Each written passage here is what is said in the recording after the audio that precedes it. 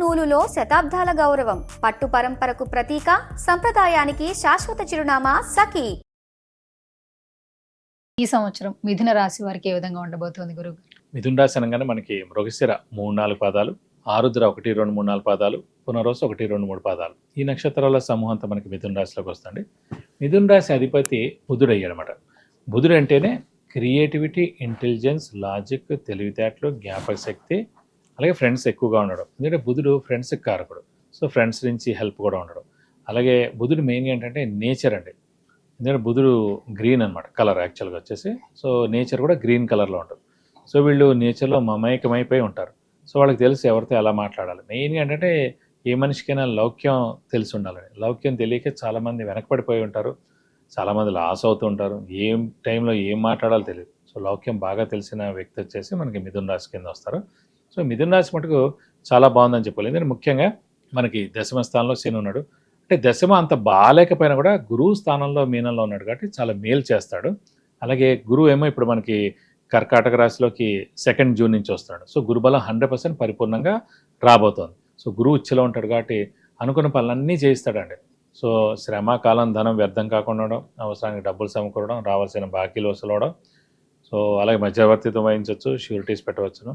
అలాగే మెయిన్గా తీర్థయాత్రలు చేస్తారు, గురువులను దర్శిస్తారు, గురువు యొక్క బ్లెస్సింగ్స్ పొందుతారు. అలాగే ఇంట్లో శుభకార్యాలు జరుగుతాయి, అలాగే స్పెక్యులేషన్స్ కలిసి వస్తాయి. అలాగే మెయిన్గా ఏంటంటే వీరికి గురువు ఉచ్చలో ఉండడం వల్లనే ఎప్పటి నుంచి ఆగిపోయిన పనులన్నీ తప్పకుండా నెరవేరుతాయండి. అలాగే నిరుద్యోగులకు ఉద్యోగం రావడం, ఉద్యోగస్తులకి promotions, name and fame, boss నుంచి మనన, అలాగే ఫారెన్ టూర్స్, విజిట్స్, అసైన్మెంట్స్ ఇవన్నీ కూడా జరుగుతాయి. సో అత్యద్భుతంగా ఉందని చెప్పుకోవచ్చు మిథున రాశి వారికి ఈ సంవత్సరం అంతా.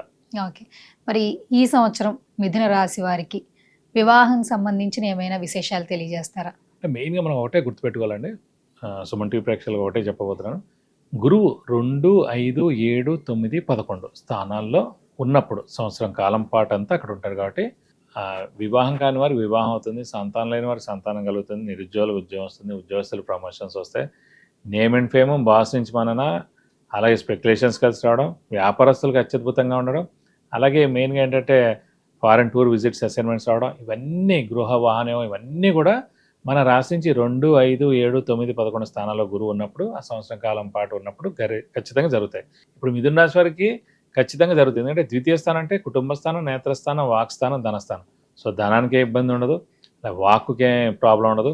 వాక్ అంటే ఏంటంటే ఫర్ ఎగ్జాంపుల్ మీరున్నారు, మీదంతా వాక్ సంబంధించిన జాబ్స్ అనమాట. సో మిథున రాశి వారు ఎవరైతే ఉన్నారో వారు యాంకర్స్ ఎవరైతే ఉన్నారో, న్యూస్ రీడర్స్ ఎవరు ఉన్నారో, డబ్బింగ్ ఆర్టిస్ట్ ఎవరు ఉన్నారో, సింగర్స్ ఎవరు ఉన్నారో వాళ్ళందరికీ అత్యద్భుతం అనమాట ఇలాగా. సో అలాగే ధనస్థానం, ధనానికి ఏ ఇబ్బంది ఉండదు. ధనం, వాక్, కుటుంబ స్థానం. సో కుటుంబం లేని వాళ్ళకి కుటుంబం ఏర్పడుతుంది. అవివాహితులు ఎవరైతే ఉన్నారో వివాహం ఖచ్చితంగా 100% అవుతుందన్నమాట.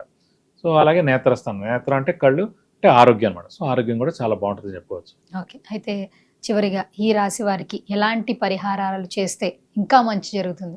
వీళ్ళకి ప్రస్తుతం ఏంటంటే గురుబలం బాగుంది. అలాగే మెయిన్గా మటుకు ఈ రాహుకేతులు కొంచెం మిశ్రమంగా ఉందని చెప్పుకోవచ్చు.